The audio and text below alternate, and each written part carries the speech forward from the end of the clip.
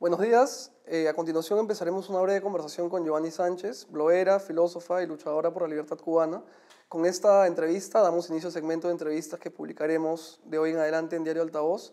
Muchas gracias, Giovanni, por concedernos esta conversación. Y el primer tema que quería conversar contigo y el primer tema que quería preguntarte es que el viernes pasado, día en el que nos conocimos, me contaste que hace algún tiempo corto, un turista alemán en La Habana, con su iPod, te permitió escuchar la música de Buenavista Social Club y tú quedaste muy impresionada y es más, preguntaste qué era esto, ¿no? Y claro, fuera de Cuba, Buenavista es un claro representante cubano y todos lo identificamos con La Habana. ¿Nos podrías contar un poco de esta historia? Sí, bueno, primero agradecer la invitación a esta entrevista, saludar a toda la audiencia de Altavoz y bueno, pues un placer enorme poder estar hablando para el público peruano a través de ustedes. Pues sí, narraba la historia de cómo llegué a conocer Buenavista Social Club, porque es una historia que yo creo que ejemplifica un tanto este tema de cómo la información sale desde Cuba, llega al extranjero y después como una especie de boomerang cae sobre nosotros otra vez, que es una de las técnicas que hemos utilizado mucho los periodistas independientes, los bloggers alternativos, para hacernos conocer dentro de nuestro propio país. Recuerdo que fue justamente un turista alemán el que me hizo escuchar ya hace varios años por primera vez la música de estos cubanos, de estos compatriotas, muchos de los cuales estaban sumidos en el olvido, eran personas ya bastante mayores de edad y que pues no habían corrido con mucha suerte desde el punto de vista de las discográficas, desde el punto de vista de que se les produjera su propia música, y de pronto tenía que venir el productor extranjero a descubrir esos talentos nacionales, sacarlos al mundo, se hicieran famosos para dentro de la isla empezar a darnos cuenta del talento y de la musicalidad que tenían estas personas olvidadas, ¿no? Por tanto, yo pienso que esa dinámica sigue en la Cuba de hoy. Es una dinámica donde el monopolio estatal sobre la información, dígase información no solamente periodística, también pues editoriales, producción de libros, producción de discos, de CD, pues está tan controlado del poder de una manera tan vertical que solo cuando ese poder determina darlo a conocer a algún fenómeno, a una persona, es que la gran mayoría de los cubanos se enteran. Sin embargo, este fenómeno que yo podría llamar como el fenómeno Buenavista Social Club cada vez está ocurriendo más a menudo. Antes ocurría con la música, ahora está ocurriendo con literatura, con producción alternativa de audiovisuales y con periodismo también. Johnny, tú sabes que a mí cuando me contaste la historia me pareció realmente sorprendente, además con un componente de tragicomedia terrible. Y esto me permite traer a colación el segundo punto que quería conversar contigo, que es que en el Perú lo que pasa en Cuba, creo, está muy manchado por dos extremos muy polares en los que tenemos una visión tergiversada y llena de propaganda pro y contra Castro, en donde hay un segmento que detesta la dictadura castrista y un segmento que la apoya ciegamente. Y como tú misma comentabas el viernes que conversamos, muchos de los peruanos y ciudadanos del mundo discutimos y opinamos sobre lo que pasa en Cuba sin haber siquiera pisado Cuba. Lo que te quería preguntar es, ¿tiene que haber habido un momento de tu vida como cubana en el que te diste cuenta que algo no estaba bien? Un momento, un punto de inflexión en el que empezaste a darte cuenta que algo no caminaba y supongo que fue parte de la motivación que hoy día te lleva a hacer todo lo que haces. ¿Te acuerdas cuándo fue ese momento y quizá alguna imagen de ese momento? Sí, cómo no. Me acuerdo de ese momento, pero antes quería referirme al tema este de los estereotipos con respecto a Cuba, ¿no? Yo creo que uno de los grandes problemas que padecemos los cubanos es que fuera de nuestra isla, la mayoría de las personas identifican a la nación cubana con un partido, con una ideología y con un hombre. De ahí que cuando uno tiene críticas hacia ese partido, hacia esa ideología y hacia esos hombres que nos gobiernan, inmediatamente tiende a ser etiquetado por un sector quizás más afín al gobierno cubano como un anticubano, nada. En Cuba hay mucha pluralidad, es un país tan plural como cualquier otro, lo único que no hay un marco de expresión de esa pluralidad, pero si caminas por las calles de La Habana no solamente vas a encontrar todos los tonos de piel, desde los más claros hasta los más oscuros, sino también todos los tonos políticos. Puedes encontrar anarquistas, trotskistas, liberales, demócratas cristianos, socialdemócratas. Lo que pasa es que no pueden manifestarse como tal, ¿no?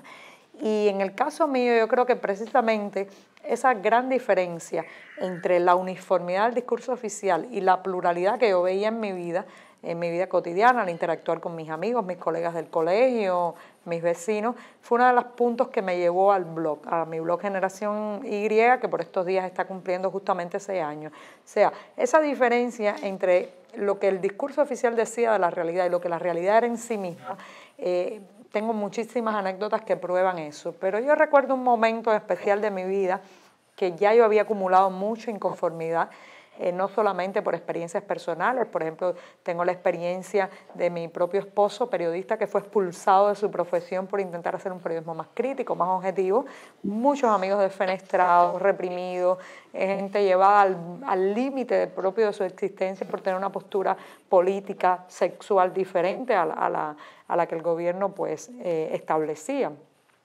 Y entonces yo recuerdo un día que creo que fue la gota que colmó la copa, que fue el 13 de agosto del año 2001, cuando en medio de todo ese proceso de frustración social que yo sentí, me levanté esa mañana, encendí la radio y escuché a un locutor que leía las noticias. Ese día era el día del cumpleaños de Fidel Castro. Todos los 13 de agosto así ocurre. Y cuando encendí, el locutor estaba diciendo: hoy es el cumpleaños de la patria. Y yo dije: no soporto más. No soporto más porque no soporto más que se confunda a una nación que vivió y tendrá una vida con posterioridad a enero de 1959, pues que se siga confundiendo con una persona. Eso es fatal. Y yo creo que de esa confusión parten los grandes problemas que tenemos. Johnny, ¿y en algún momento, quizá fantaseando o quizá imaginando el futuro, has pensado en cómo será el día que caiga el régimen?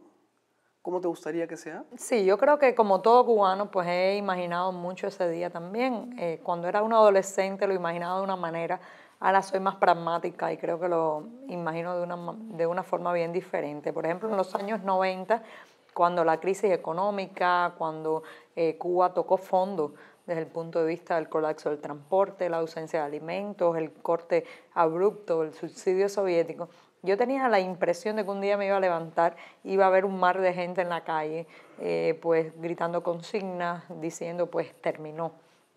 No fue así, ¿no? Ya creo que no vamos a tener un día.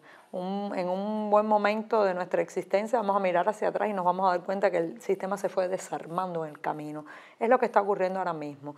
Siento que ahora mismo quizás por un proceso ya de pérdida de la fe de los cubanos hacia el sistema, de la depauperación también misma del ideal que alguna vez impulsó la Revolución Cubana, el envejecimiento de la generación en el poder y una serie de coyunturas económicas donde puede estar incluso el riesgo de que el subsidio venezolano se corte.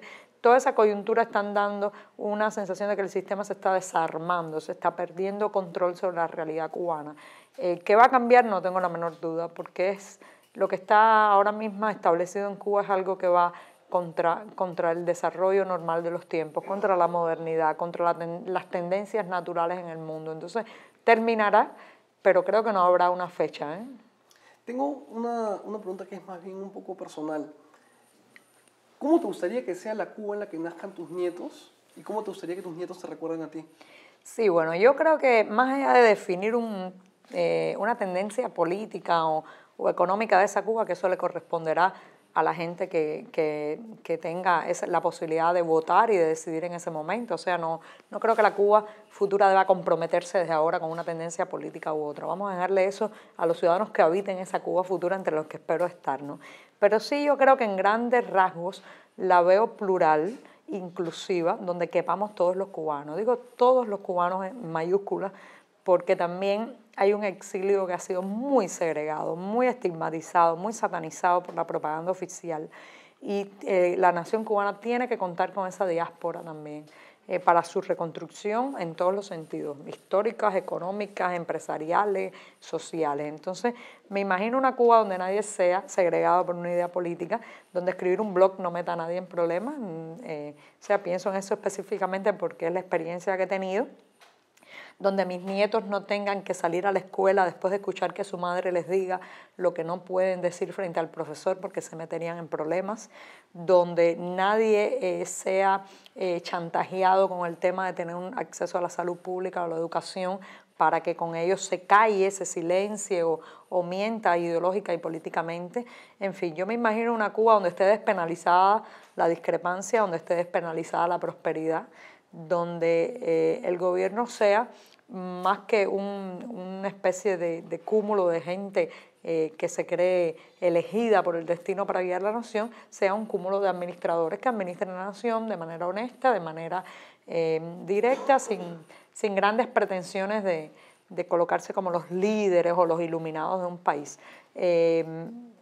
Yo pienso mucho en mis nietos, que no han nacido todavía, pero que nacerán probablemente pronto, y creo que me van a cuestionar muchas cosas. Los niños y los jóvenes del futuro son así, siempre cuestionan qué hicimos los mayores. Pero yo creo que voy a tener respuesta para cuando me pregunten qué hiciste. ¿Qué hiciste, abuela? Digo, intenté comportarme como una ciudadana, ¿eh? Johnny, para terminar, hay un asunto que quería preguntarte que considero muy importante, sobre todo hoy en día. ¿Qué podrías decirle a quienes creen que Cuba es una especie de paraíso terrenal y lo endiosan, me refiero al modelo castrista, y endiosan el modelo y pretenden llevar a la fuerza al resto de naciones latinoamericanas hacia allá? Y además me gustaría saber qué podrías decir a los jóvenes que debemos hacer frente a esta situación. Bueno, esas personas que idealizan el modelo cubano, que no es lo mismo que Cuba, porque Cuba es un país muy hermoso, que sí, ojalá algún día llegue a ser un paraíso realmente, un país lleno de gente talentosa, con una geografía preciosa y unas condiciones naturales de verdad envidiables, ¿no? Pero bueno, ese es Cuba. El modelo cubano, aquellos que lo idealizan, es fundamentalmente o porque no lo conocen, nunca han vivido bajo él, un sistema que además intenta controlar cada detalle de la vida, de la cotidianidad, de decidir desde qué pones en tu plato hasta bajo qué ideología educas a tus hijos, ¿no? Yo recomendaría a esas personas que siguen creyendo el cuento de la isla de la utopía, la isla de la esperanza, la isla de la igualdad y las oportunidades para todos, que intenten vivir como los cubanos, ¿no? No detrás de la ventanilla de un ómnibus climatizado o de una habitación para turistas en un hotel, sino en la realidad cubana de un salario mensual que no supera los $20, en una realidad cubana donde vivimos bajo un capitalismo de Estado, de clan familiar, donde no tenemos el derecho a la protesta, donde no tenemos el derecho al sindicato libre, donde no tenemos el derecho a quejarnos porque inmediatamente nos tachan de anticubanos, de apátridas, de enemigos, de agentes de la CIA, de mercenarios, etc. Y que intenten vivir así, con esa asfixia que provoca el no recibir información, el no poder ir al kiosco de la esquina a comprarte el periódico que por tendencia te gustaría más leer. Vivir bajo eso es una experiencia que le hace cambiar de opinión a cualquiera. Entonces, yo lo resumiría en una frase: vayan y vívanlo y después me cuentan, ¿eh?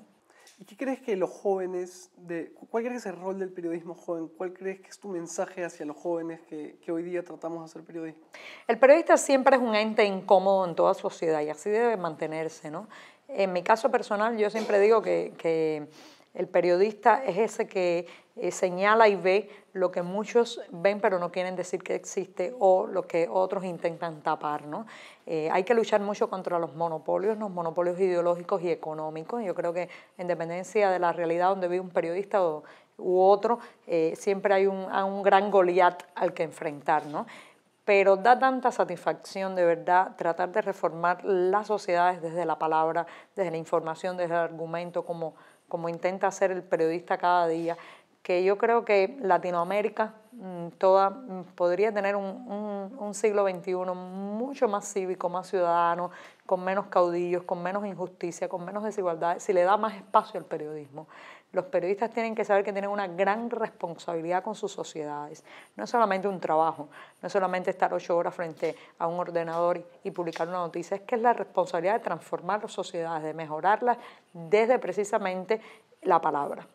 Entonces hay que ser conscientes de eso, no miremos hacia otro lado. El periodista nunca puede desviar la mirada, ¿eh? Muchas gracias. Ha sido Giovanni Sánchez, bloguera, filósofa y luchadora por la libertad en Cuba, con la primera entrevista para Altavoz. Muchas gracias, ¿eh? Muchas gracias.